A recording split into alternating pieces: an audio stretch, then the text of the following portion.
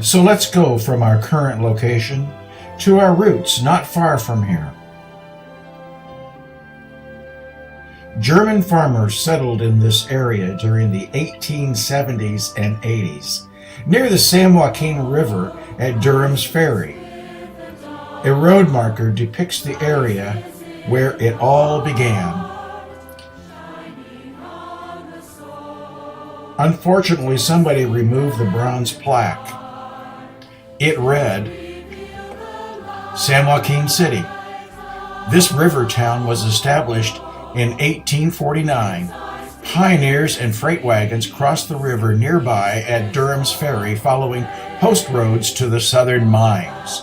As a terminal for riverboats, the town played an important part in development of West Side grain farming and cattle raising. The San Francisco Lutheran minister, the Reverend Jacob Buehler, would travel to this area and minister to these German families. It's hard to imagine that these farmers would take their children to Reverend Buehler's church in San Francisco for catechism classes. They knew it was important, quite a commitment. There were other missionary pastors in our area. Circuit preacher Hernick, on horseback, and also a minister from Stockton, Reverend Wagner. One pastor visited the area and stopped at the Dreyer's Saloon and Hotel located at Durham Ferry and Casson Roads to quench his thirst. And German farmers were there and asked for a church of their own. And so it began. Different pastors visited over the years, and they provided worship services in many different locations in the area. Some services were in homes, another on the second floor of the Vernalis store, and in the New Jerusalem School. After nearly a decade, the First Presbyterian Church extended an invitation for their German friends to freely use their new church.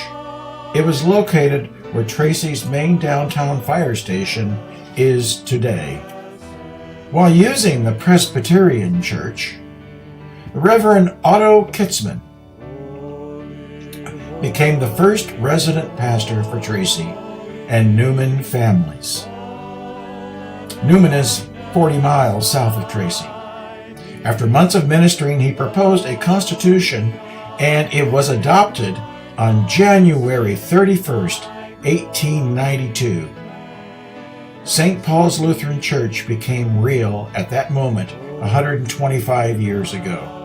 This new congregation continued to worship in the First Presbyterian Church building for another 19 years. During that time, different pastors attended to our needs as others moved on. Two called pastors were August Hansen and William Schreiber, each serving about 3 years. The city of Tracy incorporated in 1910 during this period. St. Paul's had no called pastor for 9 years. Eventually, during World War I, Reverend Albert Wessling accepted a call to St. Paul's. As the war continued, Pastor Wessling urged his largely German community to raise funds to build their own house of worship. They also adopted English rather than German for their written and spoken communications. This new building was located on the southwest corner of 10th and F Streets. Here is the location today. And then when our church was first there. Pastor Wessling moved on and was replaced by Reverend Herman Sayer, who served for about 13 years. He was followed by Walter Kramer, serving 4 years. Reverend Ralph Bush arrived during World War II and led our flock more than 11 years. More importantly, he started our school as the war ended.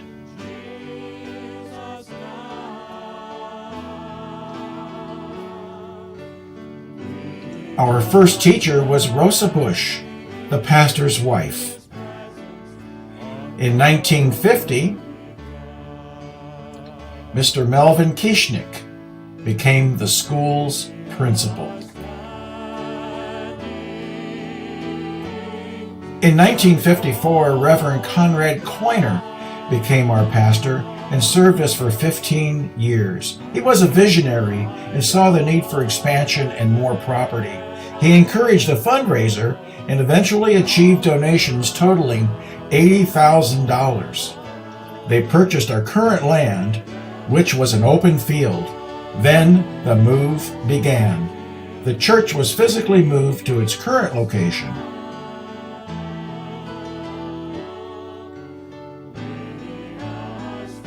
The steeple had to be removed, and someone rode atop it to ensure wires and infrastructure were avoided. It was a big move over a considerable distance.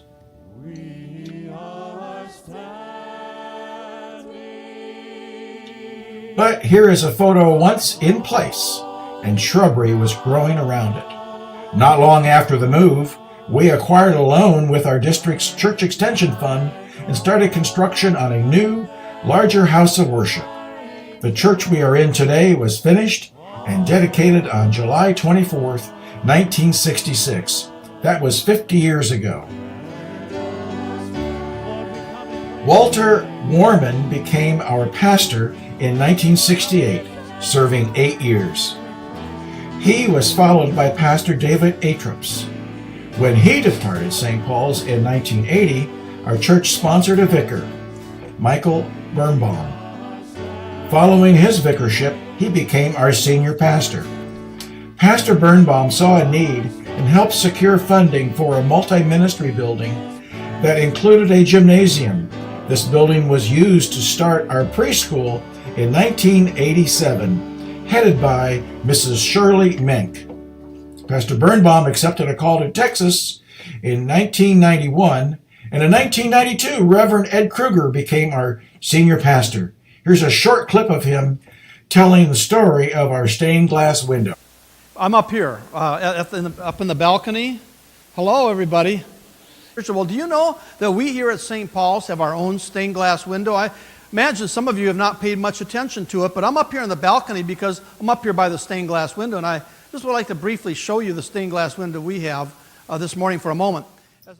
Our stained glass window has a complete scriptural story of St. Paul contained in it. Please take a look at it sometime. Pastor Jeff Dorth became our next pastor in 1996, who also had a vision for our church. That vision was to bring back our school. We needed to build, and indeed we did.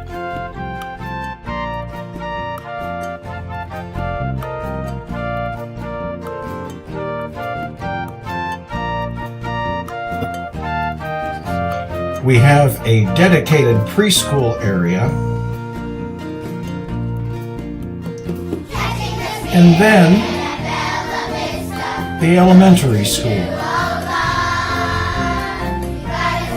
with an administrative area sandwiched in the center. Of course, there's a school song.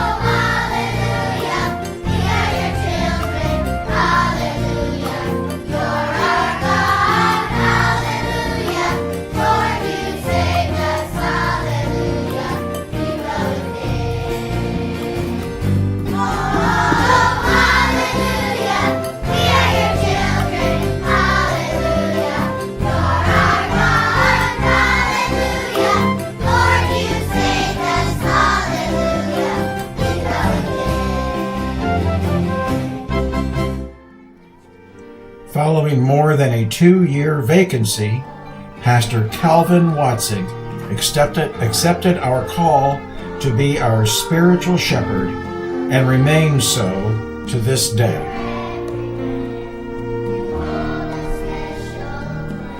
In all, our 15 senior pastors averaged about 7 years each over these past 125 years. The flock and local shepherds will change, but the one on high remains our true shepherd. I belong to. Show me how.